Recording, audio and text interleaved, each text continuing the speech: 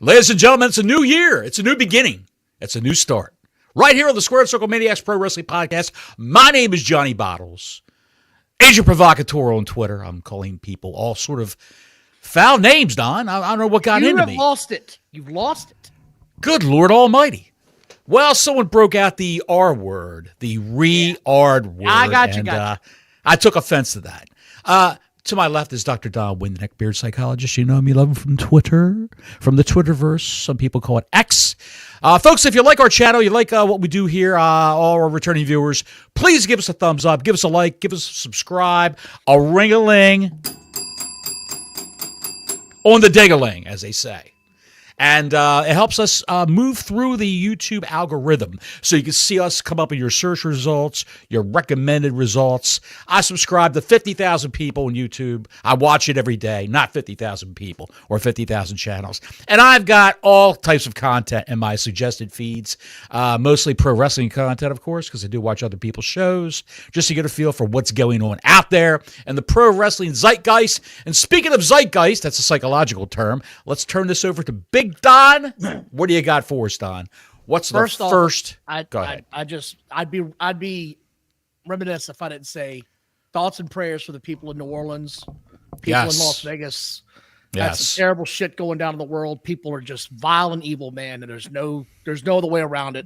Prayers to you guys. Larry, shout out to you, buddy. I heard from Larry. He says he's okay. He's fine.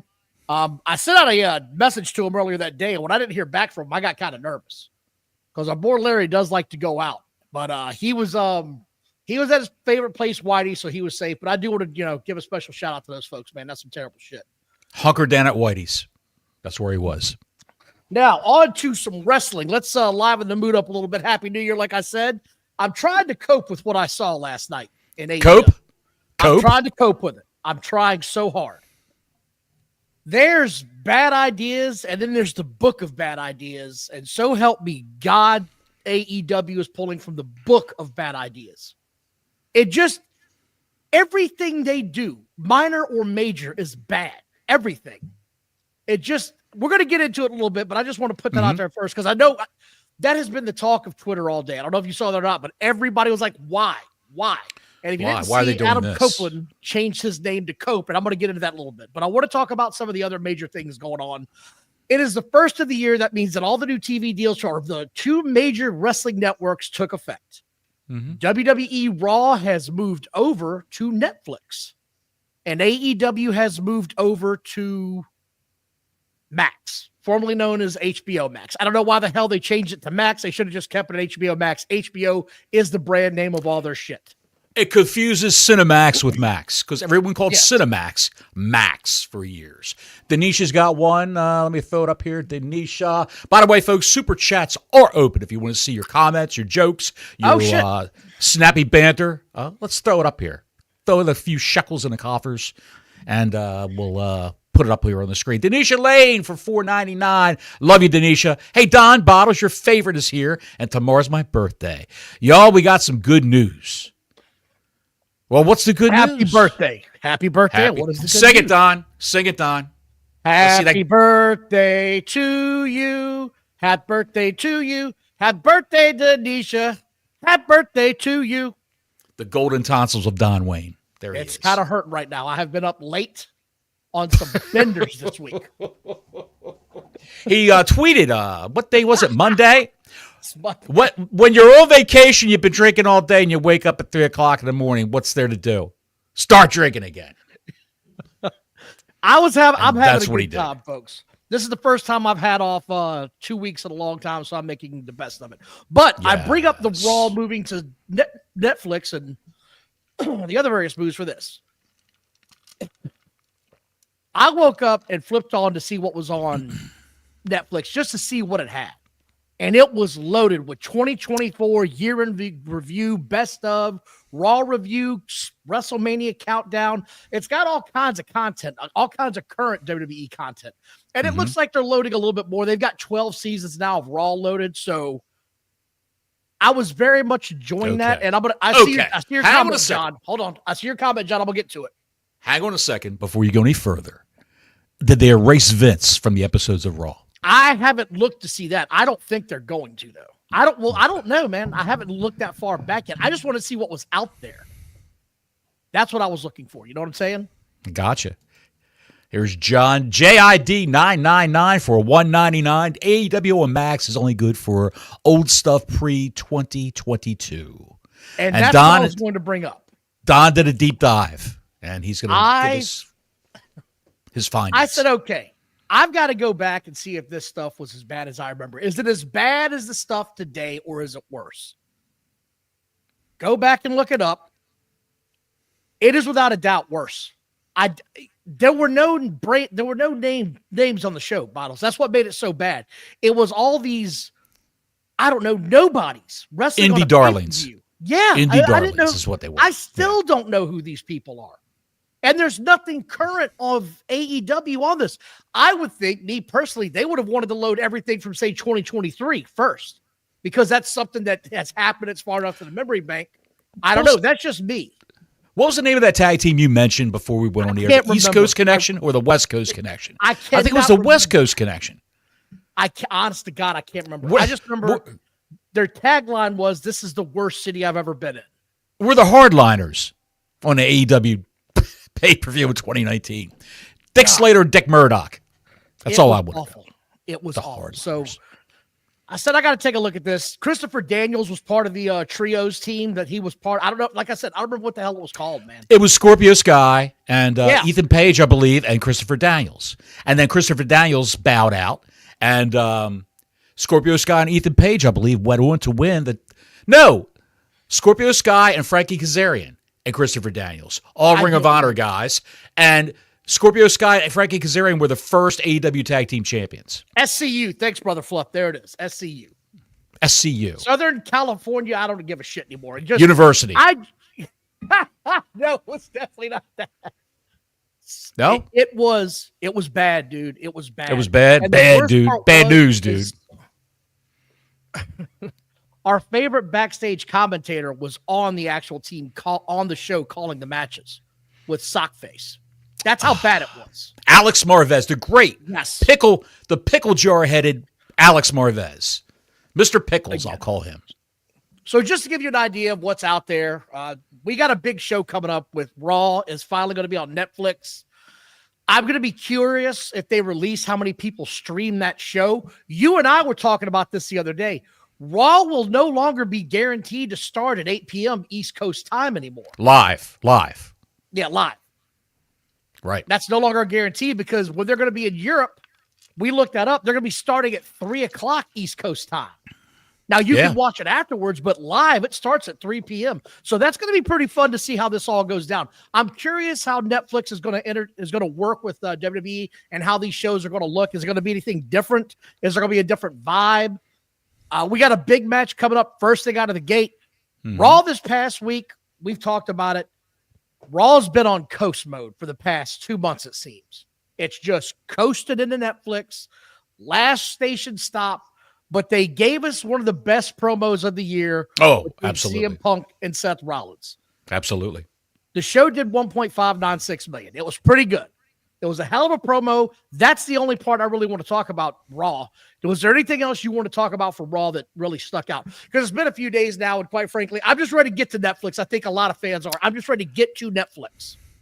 I want to say that when Jey Uso got claymored by Drew McIntyre, the crowd actually cheered. Really? Yes. I didn't see that. You didn't hear that? Mm-mm.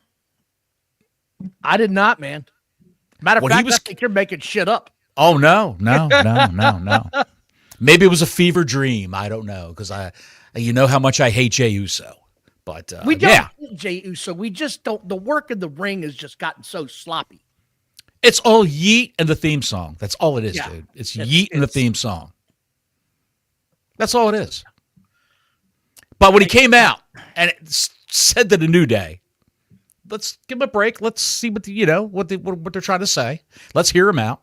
Basically, he said, and no, that I heard. The crowd was booing the shit out of the New Day. That was impressive. The heat that they have right now, I never thought I'd see the day when the New Day would be booed like that. And it's been incredible. And they've earned it, and it's been fun to watch.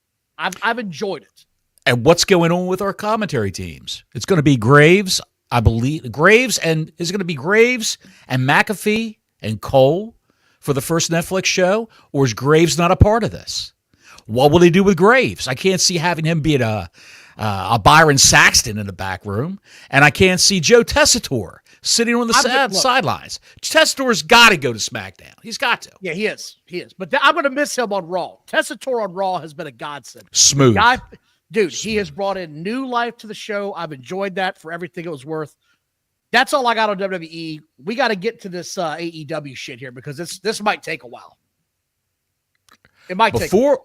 Before you surgically dissect AEW Dynamite, was there any moments in AEW Dynamite, don't have to go into detail, that you enjoyed? Well, I want to talk about them when we get to them. That's how this works. Okay, Don. That's how it works. I'll be over here in the corner when you need me. All right. Anyway, they're at a building that held 7,600 people. Did you look that up, by the way? Did you see that? Because here's what got my attention. It was a smaller venue. We've been saying they should run smaller venues. The crowd was better, and they had about 3,300 tickets distributed. So they had almost a half building, about right at a little half building. Not a bad show. The stage is really close to the ring now, so that's a little bit of an eye jump when you see it's like, oh shit, it's right there. Like they're literally taking 10 steps and they're in the ring. So that's a little bit, that's getting used to. I got to get used to that. How do you feel about that? Is that something that you're noticing? Like, damn, they are right there. Someone could actually pull a Rob Van Dam in ECW, leap over the top rope, over the barricade into the crowd. That wouldn't be a hard thing to do. I like the way they're shooting it. I like the way it looks. A smaller crowd in a compact area. They actually have the lights on, so you can see the crowd. You can see the people in the crowd. You can actually see underneath the hard cam, as the view of the ring, you can see people sitting down on the same side as a hard cam in the first 2 or 3 rows. So they are putting people on the hard cam side now that the wrestlers can talk to, make up promos, and play to, and gauge how their promo is doing with the crowd. It's a good thing to have, good thing to see.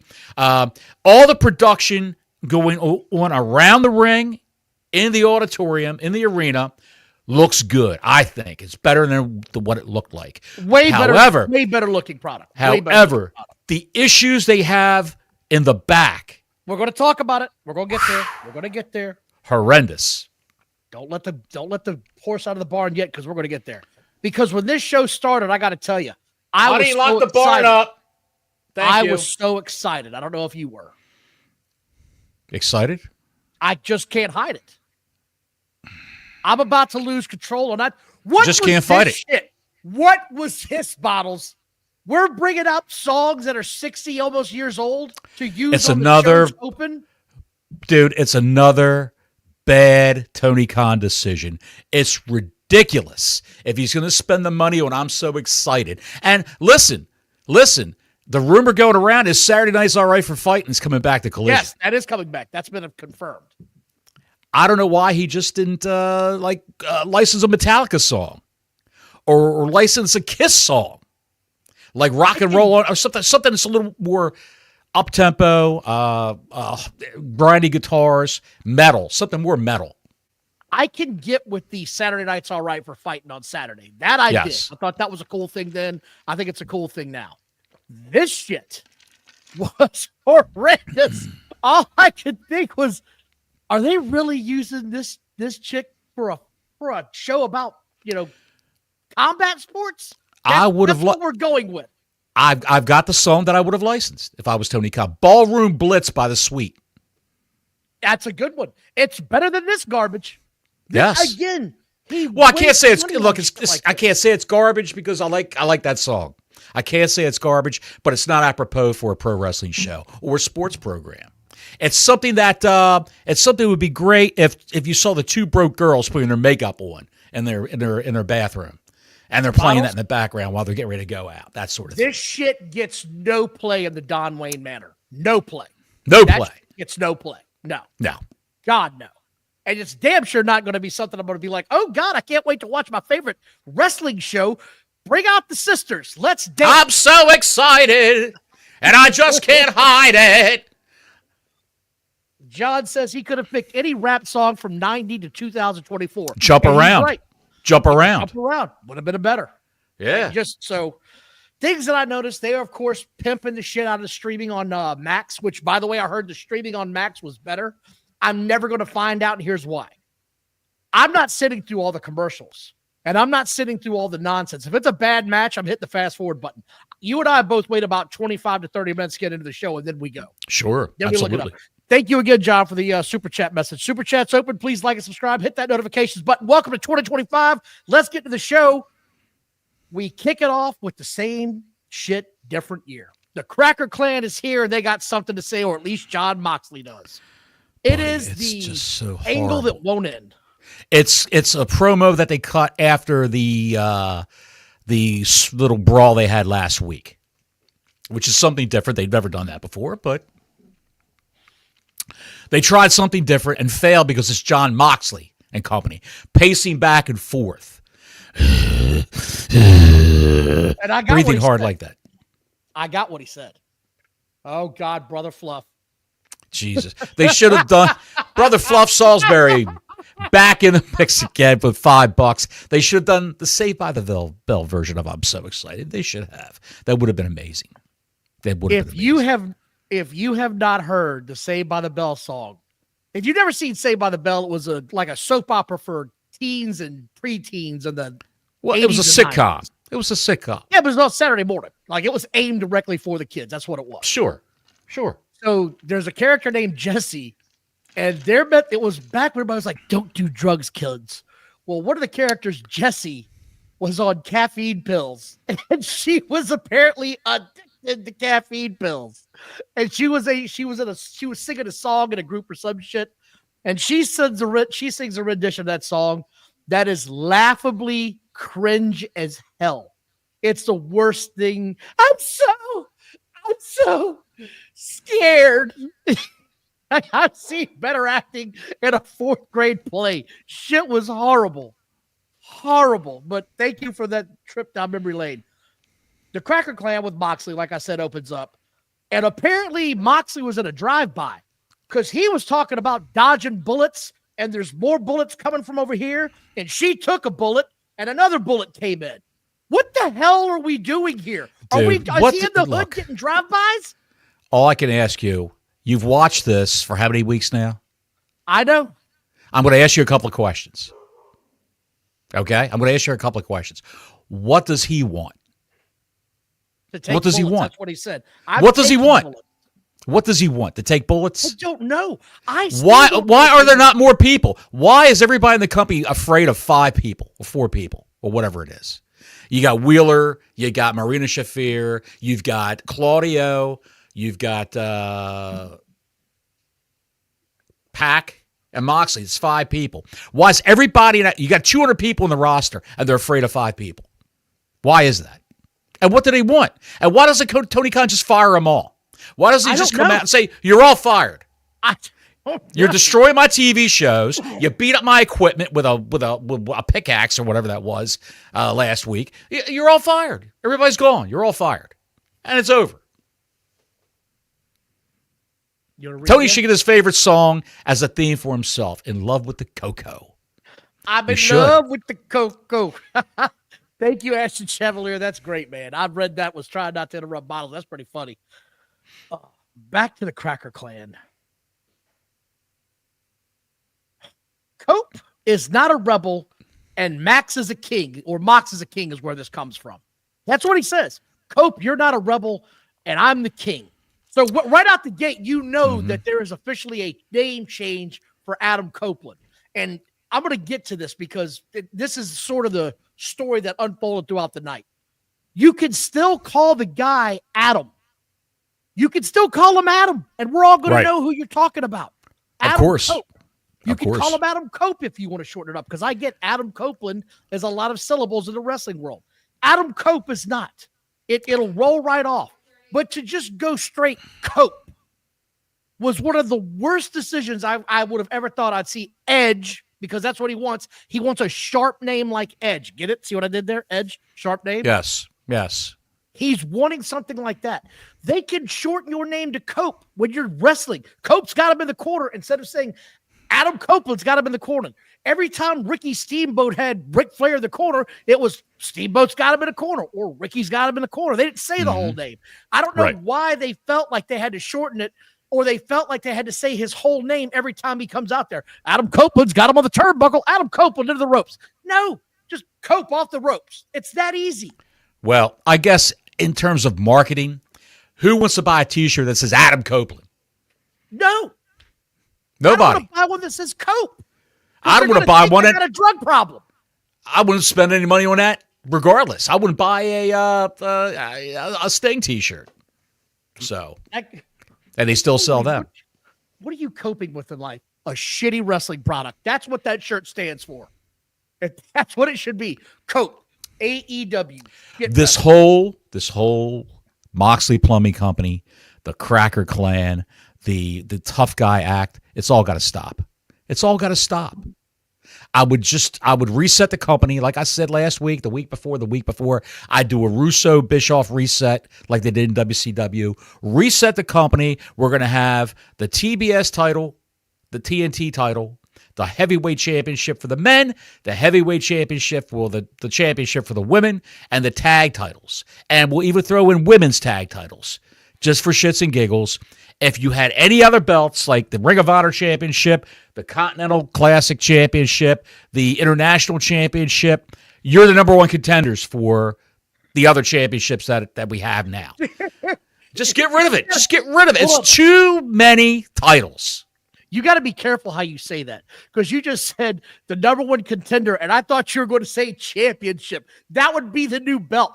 That's the new belt. I have the number one contender championship right here. I get to fight. There you go. Next. That's pal. You just gave them ideas.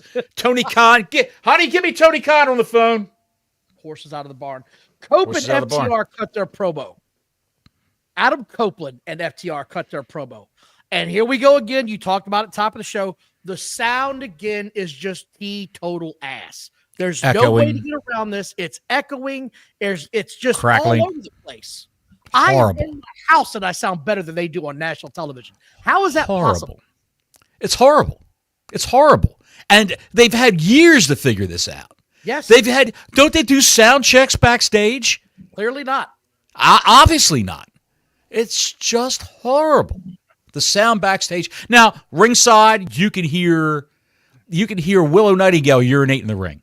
That's how crisp the microphones are. Where the hell's she been, by the way? She's probably fallen out of favor, pal. Mercedes Moné only wants to work with certain people, and they only want to cycle through a certain amount of women at a time. And she's doing promotional shit like Good Day Chicago. Hey, we're coming to the Chicago Civic Arena. It holds 200 people. Please come. That's it. You know? I don't know. I don't know what she's doing. I've seen her do promotional clips or morning shows and radio shows and all that. They scatter them out through Twitter from time to time. So promotional she's good for that. Paid for by the following. Oh God, we got a call. If Cope will be my bodyguard, FTR can be Cope's long lost pals. Cope can call Dak Softwood, and Softwood, when you call me, you can call me a cash. Cope will be my bodyguard. FT can be Cope's long lost pals. Cope can call Dak Softwood, and Softwood, when you call me, you can call me a cash. You can call me cash. I've got a gun. Yeah, I've got a gun. Gun FTR, ladies and gentlemen. Gun FTR and bald FTR. Yes. Marks, thanks for the 10 spot there, buddy. Appreciate that. Here we go. First match comes out on AEW. Pockets comes out. He's still in black, and you know what that means. Pockets that means he's pissed off. Super serial. He's super serial. He's still super serial. This is what I wrote down, okay? Adam Page and Pockets are considered to be two of the top stars in this company, correct? Yes, I'm not. Okay, just stay with me here before you go off the rails. They are considered two of the top stars. Why do they wrestle on TV every week? Do you see me? Do you hear me out? Does Cody Rhodes wrestle every week? Does Drew He's on TV. McIntyre wrestle every week? They're on TV every week, but they don't wrestle every week. Yeah. Why? Why? That's I was like, why do they do this every week? They seem to have wrestled each other more in the past 3 months than anybody else in wrestling this year. They're Tony says together all this time, man. Tony says they're top stars, Don. They're top stars. Look, that fan base loves them. I'm not saying that they're not to that fan base. What I am saying is, why are they out there every week on cable TV and not being saved for your main pay-per-views? They just had a match at the pay-per-view last Saturday where they were in the ring together. I don't get it. Don, while we're on a musical theme here, to quote the great Don McLean, a long, long time ago, Orange Cassidy pulled a rating when he opened the show. So if you recall, for like a 6-month period, every Dynamite opened up with Orange Cassidy. So I think what he's doing right now, Tony, is cycling people through the opening of the show to see who might be able to retain some of that Big Bang Theory lead-in. But hey, on YouTube TV, I didn't get a Big Bang Theory lead-in, did you? No, it said HBO Max. I was going to talk about that too. Mine said HBO Max at the very beginning, or sorry, Max. Not HBO, but it said Max. So, right. They got a few bugs to work out in the simulcast, but that's okay. I think that was on purpose. Adam Page is not a bad wrestler. He's not a bad wrestler. He's horrible with his gimmick. I'll be in the drugstore cowboy, the Dollywood cowboy. That's a horrible gimmick. He's not a bad wrestler in execution. Orange Cassidy, if you take his gimmick away, he's not a bad wrestler in execution. However, they don't need to be wrestling each other. Orange Cassidy needs to be wrestling the likes of people his own weight class. Darby Allin, guys like that, small guys. Hangman Adam Page, they blew it with that guy. They blew it. If they would have had him be a tough guy, he's still got the stink of the fallout with CM Punk on him that still permeates the fan base. People still remember that, what Punk said about him, how he went into business for himself, degrading Punk live on the air, and all the stuff with the garbage matches with Swerve Strickland, where the hypodermic needles and cinder blocks came out. He's still got that stink on him. He should go away for a while, spend time with the family and the new baby, and then come back to TV. He did go away for a while, remember? He not long enough. Not long enough. They don't need him right now. They've got all these people on this roster. They don't need him right now. Miro wanted to work with Moxley, and Tony Khan said, no, I want you to job out the Darby Allin. He said, I'll stay home in Bulgaria. He should bring Miro back in to work with Moxley. Have Miro the guy come in. Big, tough Russian to fight Moxley and the Cracker Clan. Who wouldn't want to see that? Miro come back. A guy can talk. A guy can wrestle. Why not? He's believable in what he does. But I digress. Adam Page should stay off TV for a while. Orange Cassidy should wrestle guys his size and let the chips fall where they may. That's what I think, Don. Couple things about this match. Yes. Did you notice that they actually were outside and they got in to stop the ref from counting? Did you notice that? I did see that. I was like, thank God. They at least had the wherewithal to say, hey, we got to we can't just be walking outside the ring for minutes at a time, paying no attention.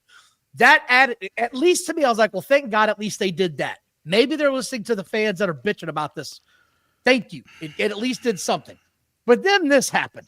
And you're talking about Orange Cassidy's size. Hangman caught Orange Cassidy 3 separate times doing a body splash. 3 separate times.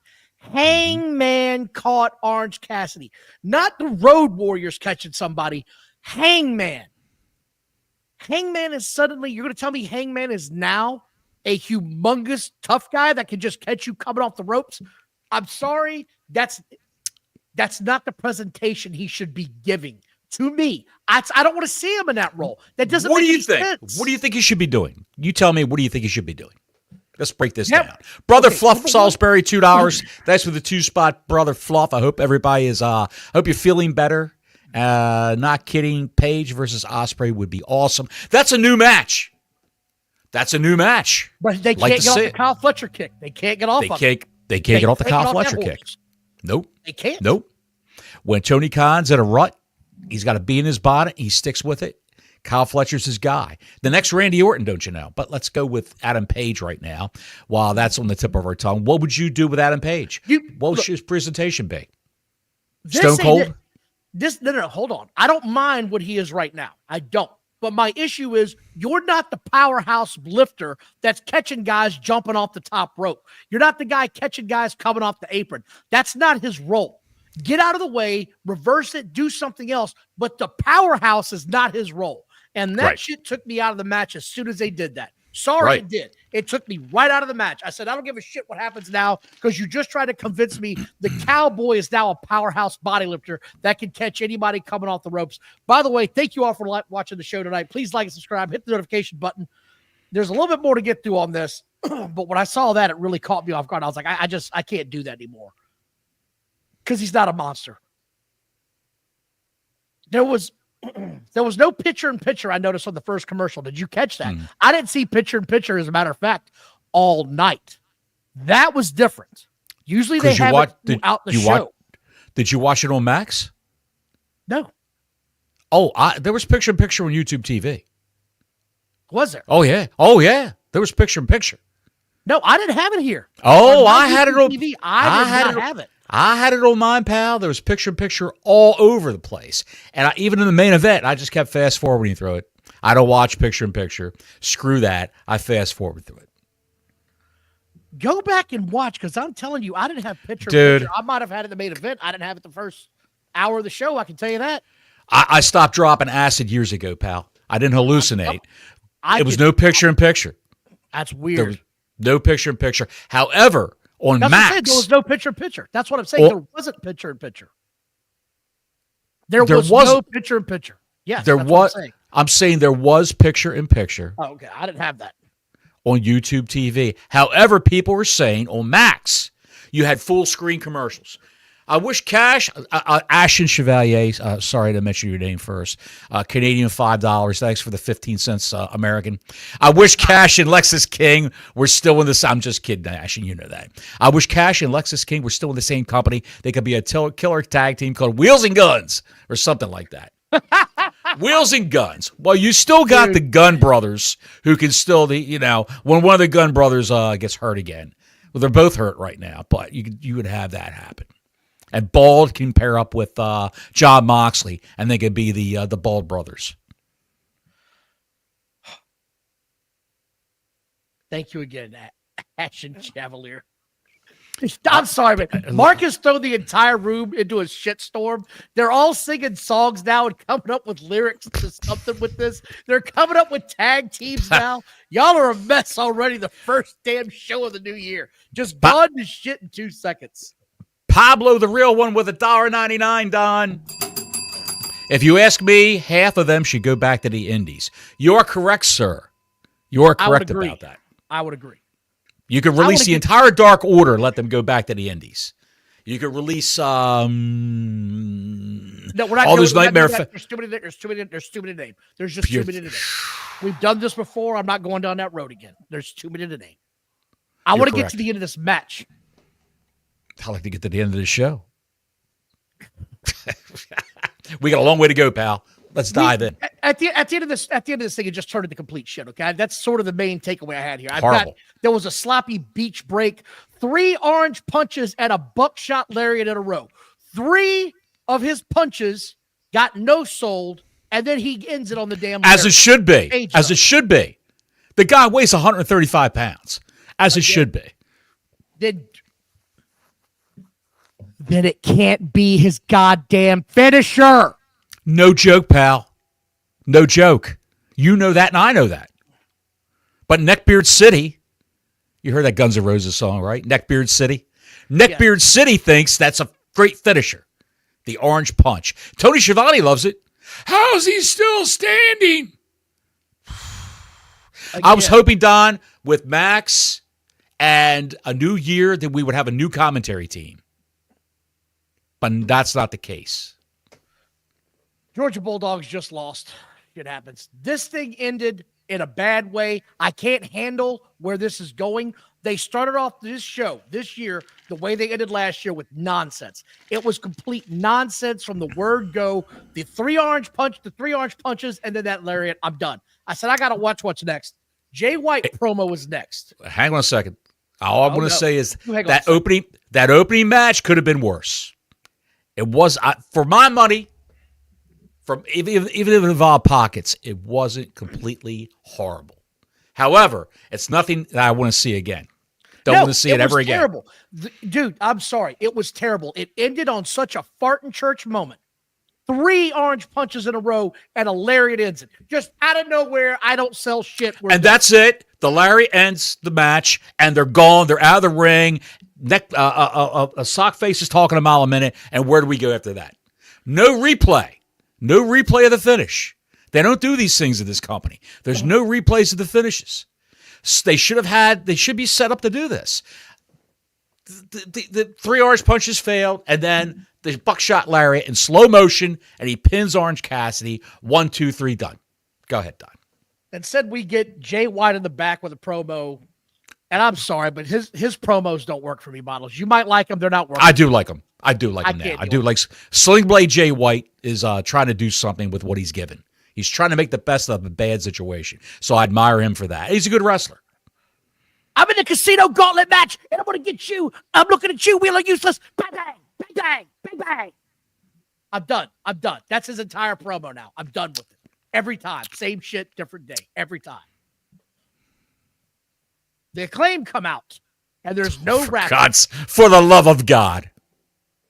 The Acclaimed come out. There's no rapping. The best wrestler in the world. Tell his company. The breakup. It's already done. It's already done. It's not done. It's not. It's just in the process right now. It's not done yet, Bottles. It's done when it's done. Out comes the Hurt people. Bobby Lashley is leading this thing off. Max Caster tags himself in. This thing was shit from the word go. Bowens looks on as he gets his ass kicked. It was a squash match, essentially. Bobby slaps on the Hurt Business move. That's it. Basically, Bobby Lashley wrestled one of his sisters. If you remember that angle from Raw years ago, where they had 3 of Bobby Lashley's sisters there. On Raw, and Max Caster, with a mustache, was one of Bobby Lashley's sisters before AEW ever started. What was that, 2017, 2018? I have no idea. I wasn't watching. Yes, Max Caster was on there as Bobby Lashley's sister. Again, this horrible. I'm over. I like the Hurt Syndicate. I love the Hurt. I love the Hurt people. The Hurt people are great. They're wasting their time with these Acclaimed guys. Just break them up already. Don't put Max Caster back on TV. He's horrendous. He literally does think he's the best wrestler alive. And Anthony Bowens is a good wrestler. So if he drops all that scissor me crap. John JID 999-199. Thank you, John. Anthony Bowens, I hope, has the PC's phone number. They would snap him up right away. They would. They would snap him up right away. They would even snap up Max Caster to try to do something with him, I think. Because he's got a good look, but they got to do something with him. The scissor me shit's got to stop, man. It's just got to stop. If you break them up, the scissor me, all that crap is gone. Where's Billy Gunn? Have they ever been single wrestlers? I don't know, because I got introduced to them on AEW. I've never seen them before, so they've always been a tag team. Always been a tag team in AEW, okay. Yeah. But I mean, before they were in AEW, were they separate? Yes. Okay. I'd like to see how this is going.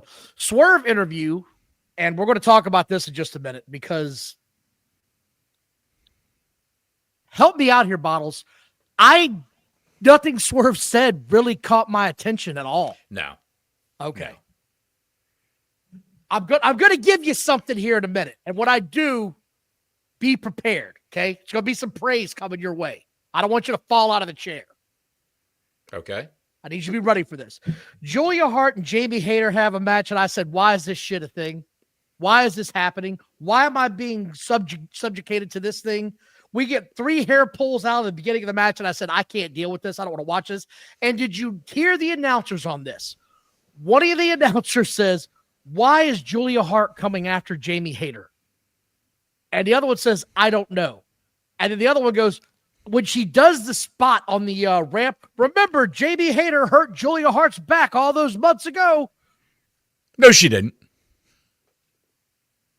Jamie Hayter's been out for a year, over a year, and she just came back a month and a half ago, 2 months ago, and she's just been it was her back, I believe. It was shoulder surgery. No, that was Julia Hart had shoulder surgery. That's what I'm saying. Julia Hart had shoulder surgery. Yes, and I'm talking about Jamie Hayter. No, but again, the announcers during this match, they have no idea what's going on. Not a clue. Not a clue. Freaking clue. The reason why Jamie Hayter's wrestling Julia Hart is because Jamie Hayter does not want to be involved with Britt Baker. They were going to put her back with Britt Baker and have that be a feud. I mean, have that be not be a feud. I'm sorry. I misspoke. Have them back together and try to recapture that magic in AEW land of Hayter and Baker together as a team. Rebel has got medical problems. She can't come back. And just the two of them together, I guess, as a tag team to support one another, whatever. Baker is so bad that Hayter hates her. She hated her the entire time they were working together. I'm not talking about personal issues. I'm talking about the storyline here. Right. And what if you let me finish, they got nothing else they can do with Jamie Hayter. So they just threw her right away into a feud with Julia Hart. Okay. Jamie Hayter was going to have a match with Saraya, and Julia Hart came out for no reason whatsoever 2 months ago and jacked up Jamie Hayter. Again. Interfered in her match. And then she chased her to the back. Again. And that's where we are right now with this. The announcers stumbled all over themselves trying to explain why this match is happening, and all it did was leave me confused because they were literally contradicting each other the whole match. The whole time this was going on. Yes. I walked away dumber and more confused about this than any other wrestling program I've seen in the past probably 7 years. And people think Julia Hart's the second coming of Charlotte Flair. She's horrible in the ring. Oh, dear God. Horrendous in the ring. That's just, it goes to show you when Hayter had her up on her shoulders, Don, like in a backbreaker, and Julia Hart was trying to do an octopus type move on her, and she couldn't get her arm in the right position. And Hayter kept slapping it away and kept slapping it away, and they're talking and mumbling, and she finally did like what was that, like a Samoan drop sort of on her? Yeah. And transitioned to a different move. They had problems right in the beginning because Hayter had that boo-boo face on coming down a ramp. Like, I got a job to this bullshit. I got a job to her. And she stood up and got her accolades in the top turnbuckle facing away from the camera. And, okay, let's get this over with. At one point in time, did you see Julia Hart botched a move? Hayter's on top of her for a quick cover. She kicked out at one, and Hayter took her fist and started punching Julia Hart I think it was 3 or 4 times in the thigh. For real. Instead of letting her get up or transition into another move. Hayter was miserable in that match last night. I was miserable in this match. And I said, I'm not going to take any more in-depth notes. Here's my 10,000-foot view. This thing is a mess. The announcers are a mess. It's all over the place. It's her shoulder. It's her back. No, it's a heart attack. What is going on? Why is Aubrey Edwards in full trot? She was in full trot on this thing. I said, end this goddamn thing.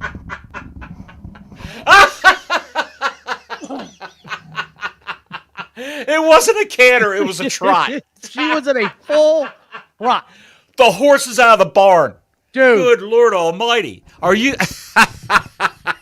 And then it ends with Julia Hart not spraying her face, but spraying her face with mist that no one saw. Oh, just God Almighty. Wilbur kick out. God, man. Oh, my God in heaven. It was a full wherever she could. Every time she got down for the count of pin, she threw herself between the camera and the wrestlers to count that pin. And you're not supposed to do that. You're not supposed to do that. You're not supposed to be the focus of that bullshit. And the finish was she sprayed the black mist. Where was the mist? There was no mist. There was no mist. You could see, and I went back and watched it, Don, after we talked last night on the phone. I rewound it. On the outside, on the edge of the ring, not quite to the apron, there was the little condom that was filled with the mist, with the food coloring and the mouthwash. That's what they do. It's mouthwash and food coloring they put in there. it was laying there. Like she had it in her mouth and she spit it out or dropped it or whatever. And they pretended she spit the mist out. Jamie Hayter had no black. It's the black mist. And Tony Schiavone says the black. Nothing on Jamie Hayter's face. And whenever anyone, I'm talking the great Kabuki, all the way back to him, the originator of that shit. Kabuki, Muda, Asuka, Tajiri, all those Japanese talents that spit the mist, even Malachi Black, they would have it on their lips or down their chin. Like it just comes out and the saliva and the solution goes down your neck, down your chin. Julia Hart had none of that on her face. I know. None of it. I forgot to mention something. Before any of this happened, Julia Hart got in the ring. No, Julia Hart got in the ring with an arrow to try and commit homicide in the ring. She was going to stab her with an arrow. The horse interfered. That's when the black mist happened. I said, I got to get out of this shit. I can't watch this anymore. I'm not covering this anymore. That's all I got to say about it. She's in the dark. She's in the House of Black. I almost call it the Dark Order. She's in the House of Black. Why would she have a red arrow? What does that mean? What is that all about, Don? No. I don't get the symbolism there, Don. I really don't. I don't understand. She should just go back to the House of Black and start frying pancakes, cooking pancakes for the guys in the House of Black. Brody King said he's hungry. She should just be the cook for the House of Black. She's horrendous in the ring. She's terrible. All the neckbeards say she's so good in the ring. She's making such great strides because she's got a cute little ass on her. That's all. That's all they care about. How they look in their ring gear when they're walking down the ramp. That's what the neckbeards care about. With their orange fingers and the tarps laid out. You know what I care about these next. What do you care about, Don? Besides Wild Turkey 101, what do you care about? We get Fletcher Ospreay recapped immediately into because we needed to see that again. Immediately into an Omega Okada recap, into an Omega is back next week segment. It's 3 segments in a row. Bam, bam, bam. No let At least it was over quick. Live, but again, you don't. This is just me as a fan from what I noticed. You don't do it like that. If you have a segment, then you go to a live shot next, and then maybe you go to another live shot. Then you go to commercial. If that's where you're going to be going for the next lead-in. But they did 3 in a row. They're doing different things, Don. They're trying different things. I can't fault them for that. The execution's horrendous, but at least they're trying different things. That's all I can tell you. Mercedes Mone comes out next. And there is... A horse is a horse, of course, of course. I like to have Aubrey Edwards and Mercedes Mone in a carrot eating contest. There is no reaction bottles. Nothing. It's a dead act. The crowd is dead. It's a dead gimmick. It's a dead act, Don. It's over. It's over. I don't know if I'm hearing myself on your earbuds to the microphone or what. Might be. No. Okay. I'm hearing an echo for some reason. Say something. Hello. I'm hearing an echo for some reason. Anyway. That's on your end, pal. Might be. I don't understand Mercedes Mone and how this has gone to shit so fast. I don't understand why it's happened. But she introduces her own Mercedes Mone 2024 recap. Here's me, people. Watch how awesome I am. This has gone over so poorly. I don't know that you can salvage this anymore. It's just dread. It's dreadful. Every time she comes out, I don't want to see her anymore. If you would have put a Band-Aid on this act to stop the bleeding, you would give her a manager to talk for her. And then they could actually have a conversation back and forth in the ring, holding a microphone or having Shivani hand her the microphone or whatever. That's what they can do. That's what they can do. Have someone else there to be a manager for her and do the microphone gimmick. If it comes down to it, bring Luther. Bring Tony Storm's butler in. Have her hire Luther because he's got nothing to do now. Have him do Mercedes Mone. And not literally, not in a biblical sense, guys, but have him manage Mercedes Mone. And then when Tony Storm finally comes back, and as she moves up the ladder, she's going to eventually wrestle Mercedes Mone. It's going to have to happen. Where's Luther's allegiance? Is he with Mercedes? Is he with Tony Storm? We could book this right now, Don. I don't want to book a feud right now. I don't want to book anything with Mercedes involved. I don't want anything. I would like to book Mercedes eating a carrot through a Venetian blind. I don't even want to see that. I don't even want to see that. Go she away. Probably, with those teeth, she probably just crimped the carrot and I bite through it. Go away and never come back. You know what? You know what? I hate to say it, Don. I looked in the chat, and someone had a great idea. I'm not going to mention his name because you got to give it $1.99 or whatever, put it up on the screen. But someone said Stokely, Chris Stokely said have Stokely Hathaway manager. That's not that hard to do. When's the last time you saw Stokely Hathaway?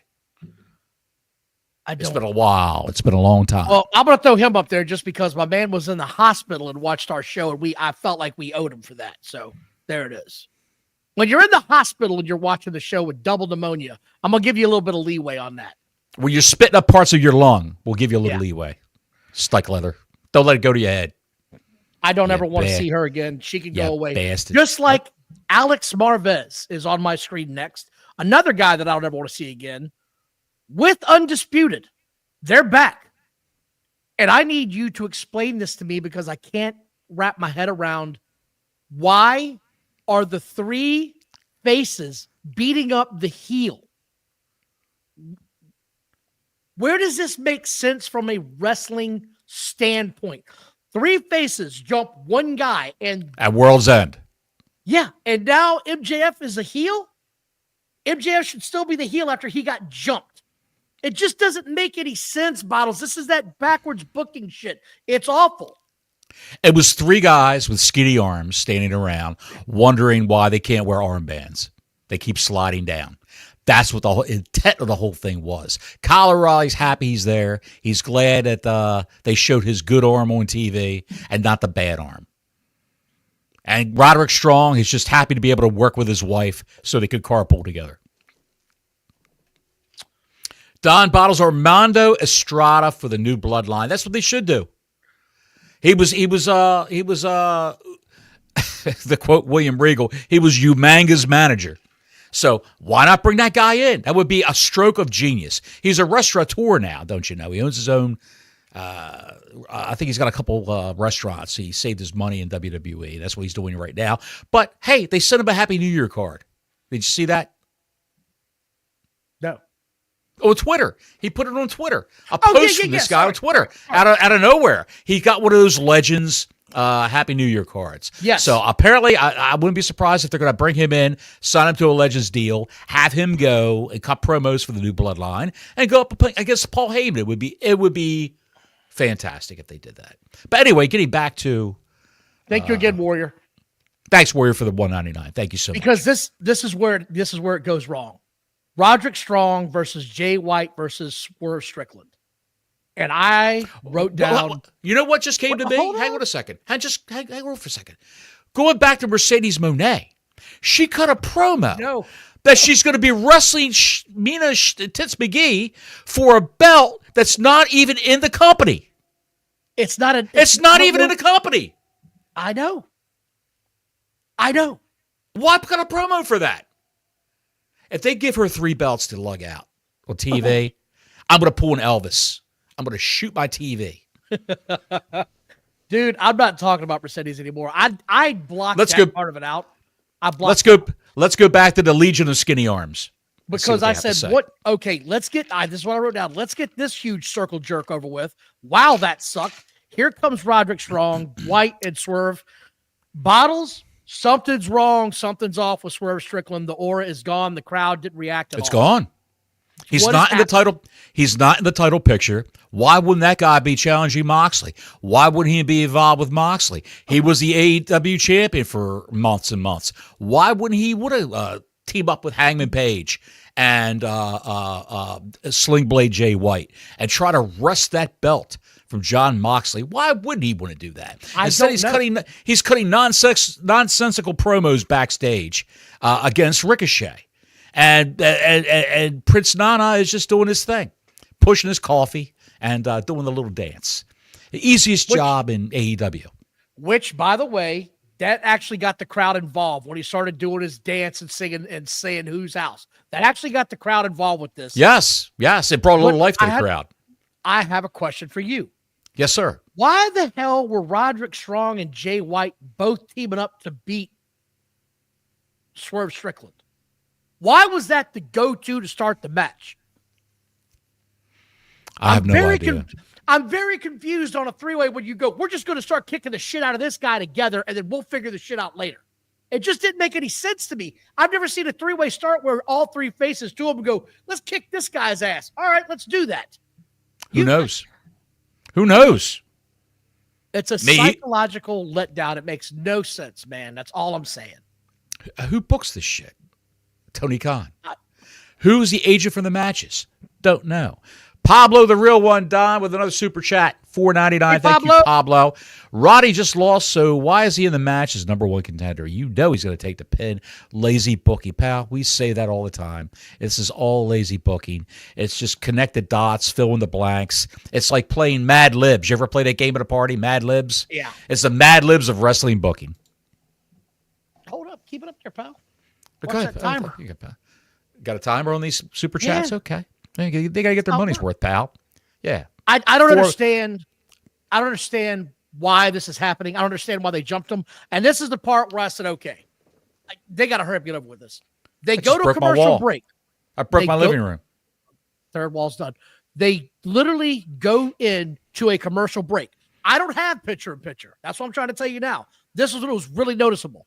When I come back from it not being picture-in-picture, all three of them are in the turnbuckle trying to do a super move. And I said, what the hell was that? We just went from commercial break to we're doing the super moves now? It's insane. Why is this happening? I wrote down. Why is this happening? Why am I coming back from a commercial break seeing this? Because they were all outside the ring when it went to commercial break. Every 15 minutes watching this show, I say, why is this happening? Just don't know. Don't understand it. Don't understand the logic. Go ahead.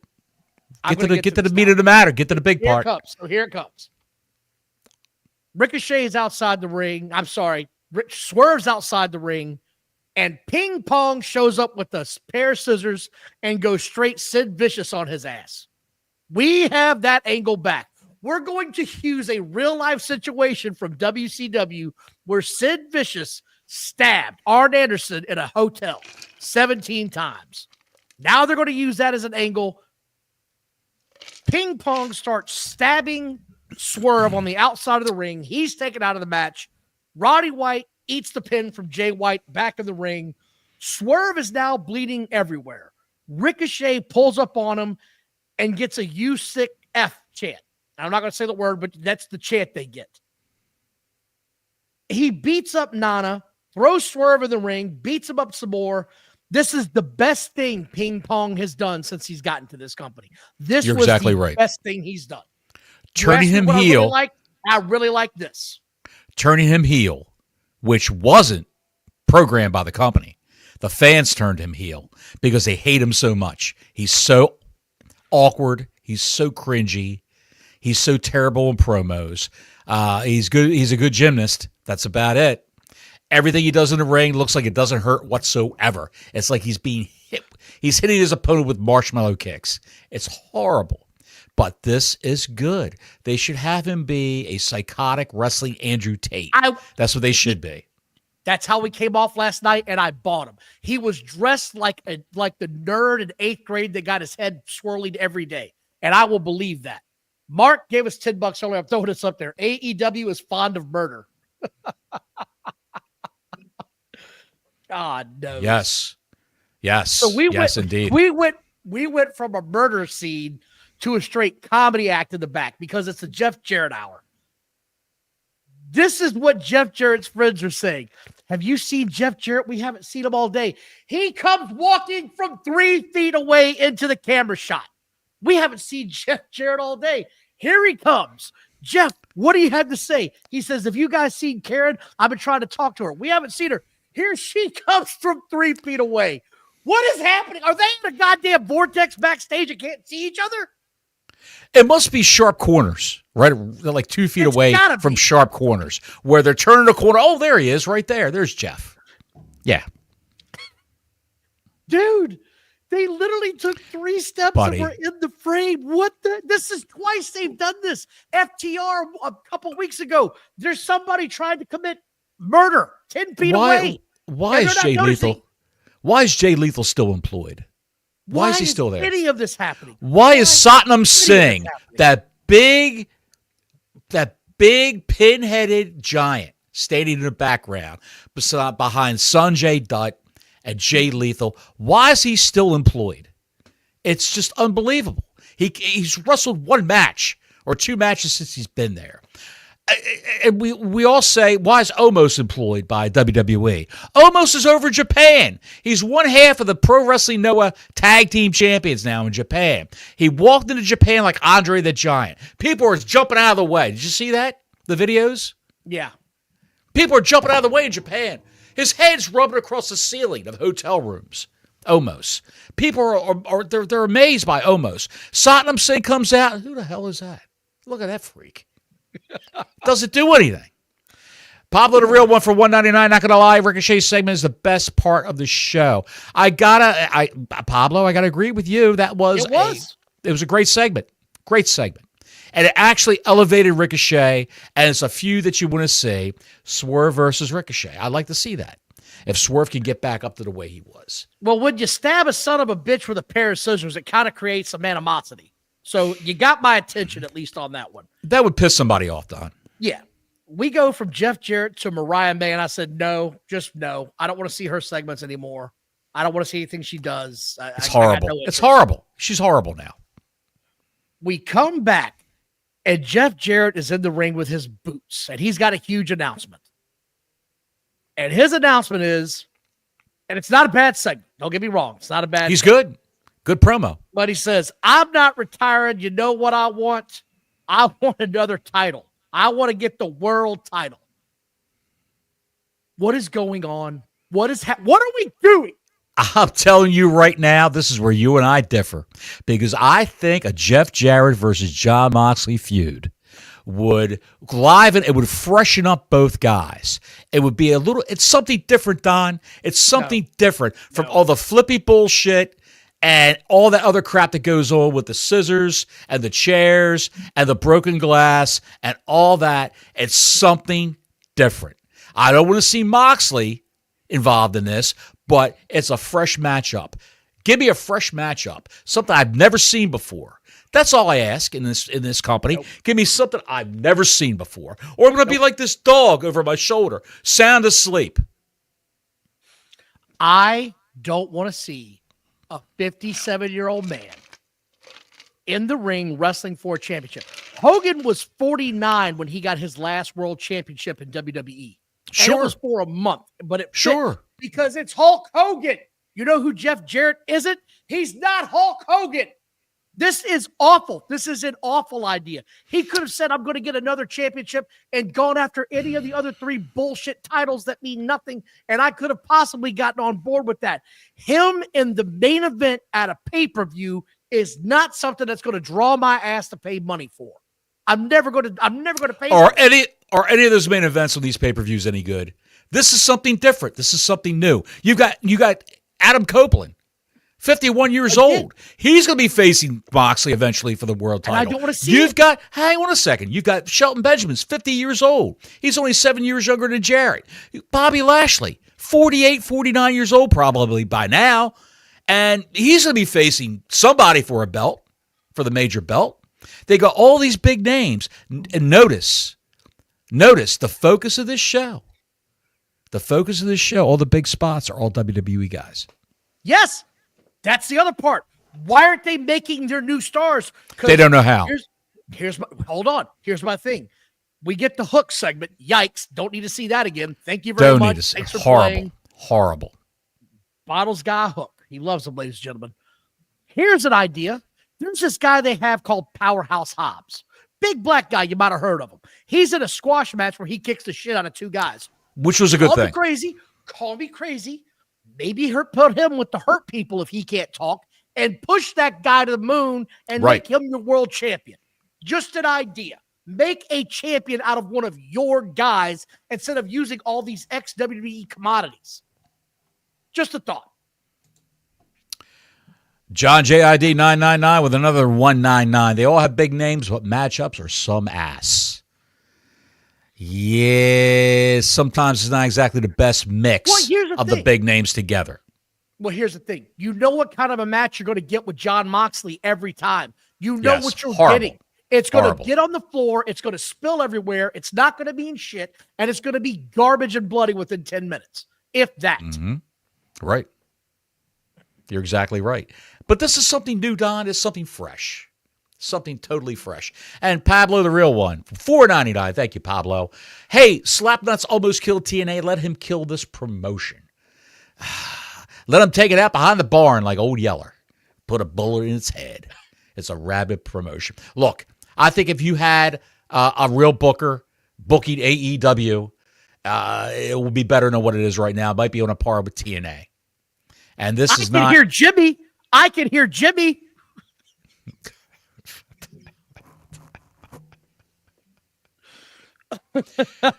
Pal, come back. All I can say is they're trying something different with this show last night, and I can't fault them for that, because if your ratings are in the toilet, you got to try something different. You got to swing for the fences, and that's what they did. They're swinging for the fences right now, Don. I can't fault them for that, but I would have Jeff Jarrett. I wouldn't necessarily look. Listen to me. I wouldn't necessarily have him go after Moxley if he wants the title. Why can't he go after Daniel Garcia?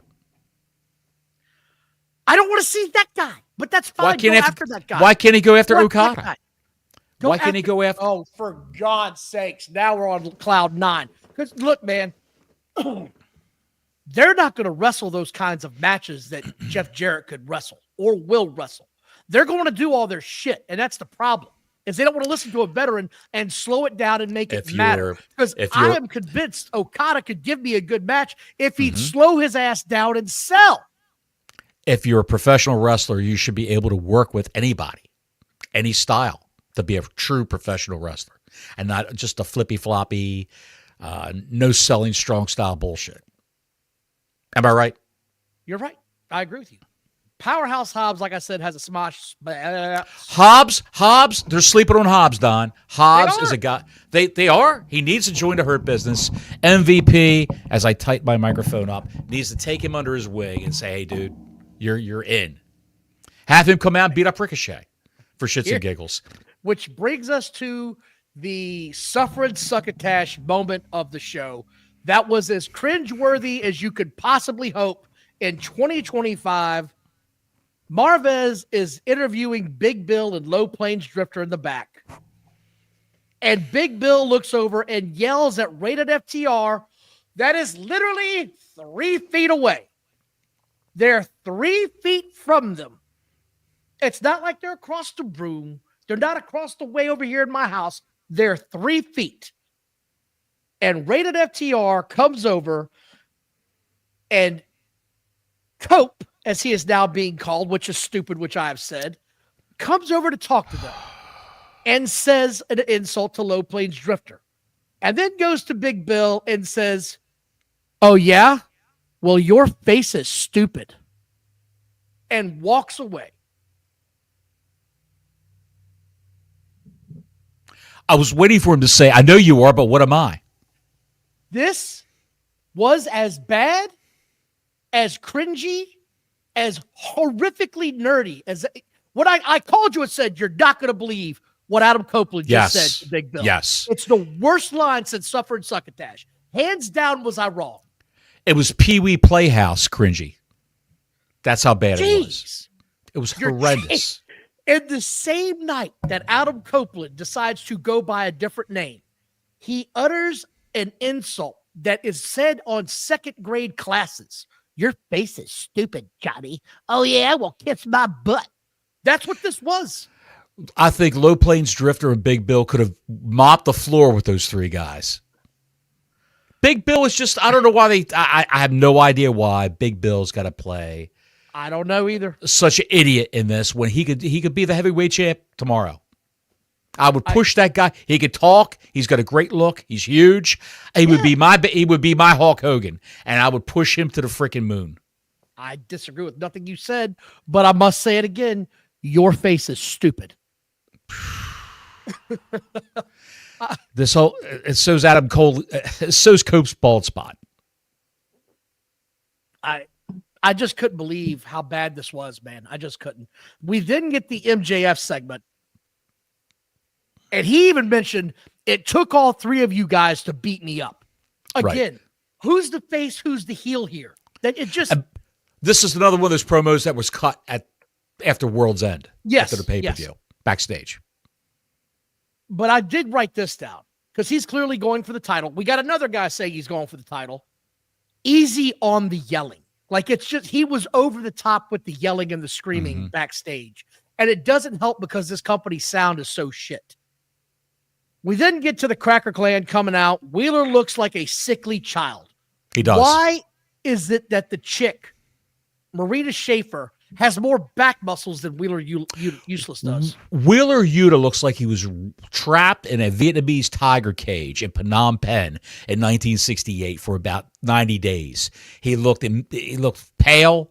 He looks emaciated. Not quite emaciated, but he had no muscle tone, basically. He looked bad with that beard. Just Wheeler, if you're going to grow the beard, just do a Billy Gibbons. Grow like down to your sternum, a ZZ Top beard. Just embrace it because you look like shit. So just keep on going. This whole has more back muscles than he does, Bottles. Her back is more toned than he is. You can show a movie on her back. That's how big her back muscles are. And I wrote this down in my notes. I'm not watching this shit. I'll fast forward to the end. Cope got the win. He pinned Moxley. Well, there was interference by Jay White on the Wheeler Yuta. So I said, okay, Wheeler Yuta's getting pinned. They didn't pin Wheeler Yuta. Wheeler Yuta got kicked out of the ring and he pinned Moxley. I don't understand any of that. I think he pinned Moxley. Didn't he pin Moxley? Is that right? I think he did pin Moxley. I fast forward. I don't give. Does it really matter? I don't. Does it really matter what it was? Because it meant nothing. Meant nothing. Meant nothing. That's None of this. That's the show. This is how we're kicking off 2025 AEW. You're giving me a garbage performance with shitty sound. All the problems you had a year ago are still here. It's getting worse. You better pray this streaming deal works out for you because this will be the last contract you get to be on national television if it doesn't. Christopher Stykeleather said Cope pinned Yuta. There we go. Okay. That's how it was done. Cope pinned Yuta. I don't care. I fast forward. I was done with the show. I was just on my phone. I was doing a thumbnail for this show. I was talking to you. It just did not interest me whatsoever. When you hear the name John Moxley, I just zone out. I have no interest in anything this man does at all. Right up there with Claudio Cannoli. I have no interest in what he does whatsoever. Great wrestler, personality of a blackboard. Horrible. And I'm sure, by all accounts, he's a great guy behind the scenes. But I'm talking about Claudio Cannoli. But it's just horrible. And why? Look, if they're doing a takeover NWO gimmick, Don. Yeah, I'm listening. Don, are you okay? I'm looking for the rating. I thought you were going through your Amazon wish list while I'm talking to you. No, listen.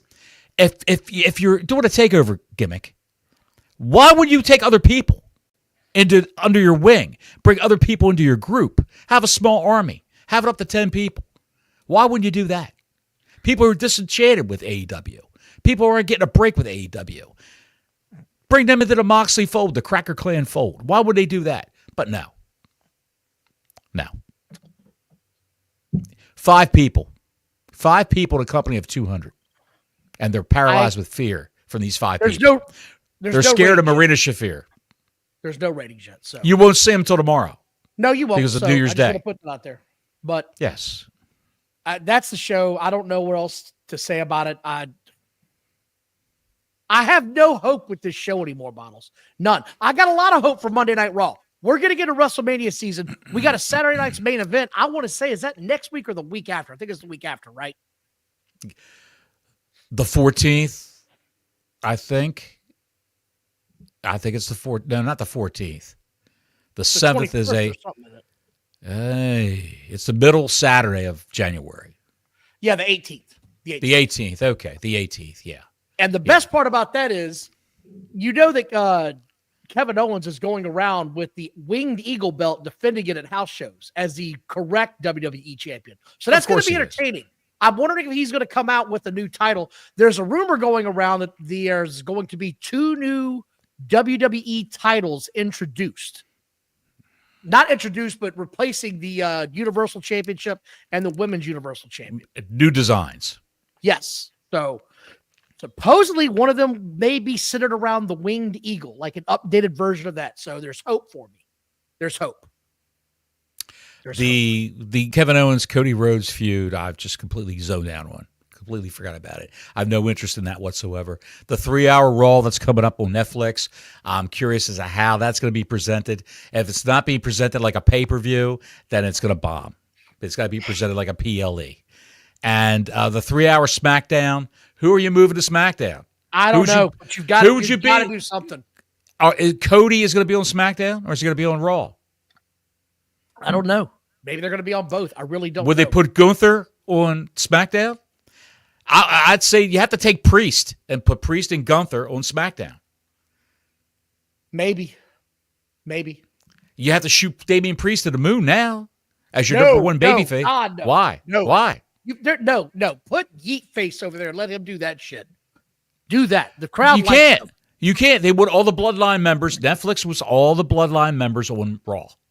They want the Bloodline saga to go to Raw. Faster. That's what they want.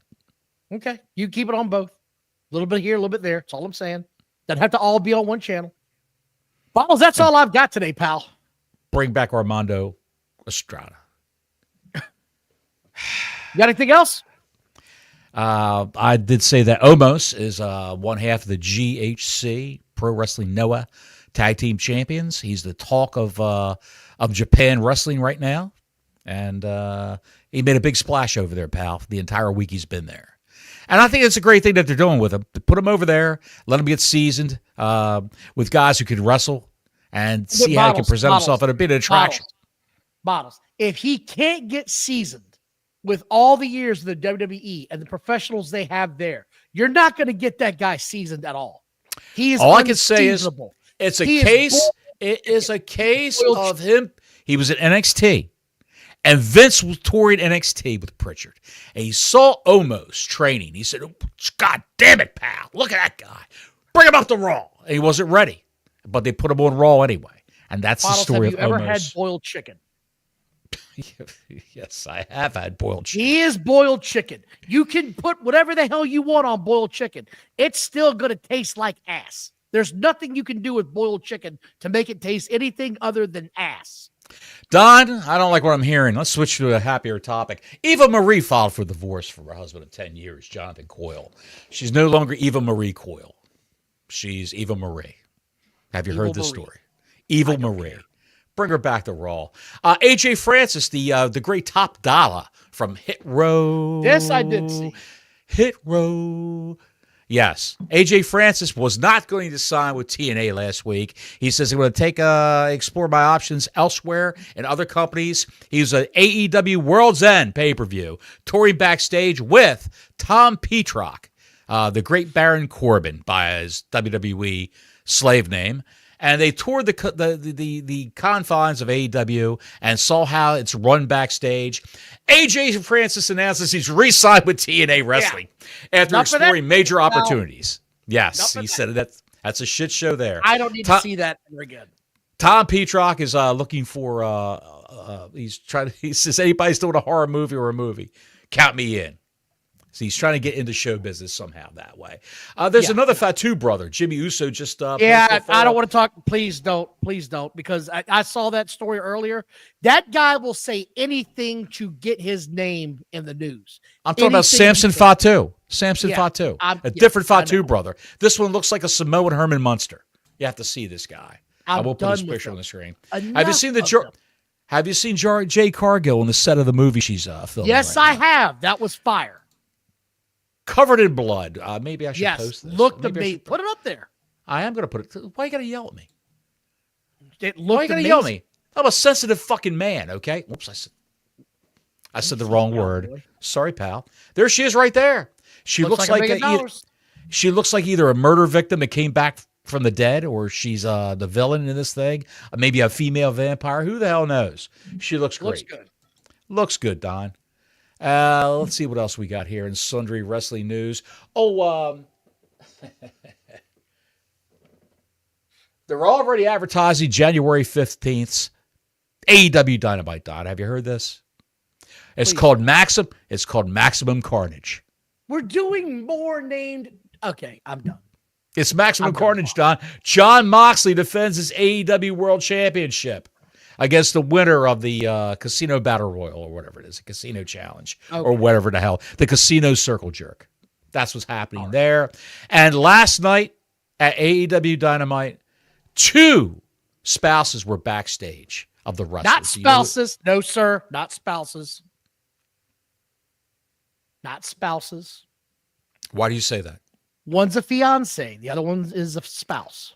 Does it really matter? Yes, it does. Samantha Irvin was backstage, cheering on her man Ricochet. Look for her to be an on-screen character soon in AEW. And Beth, as Santino Marella would say, Beth Phoenix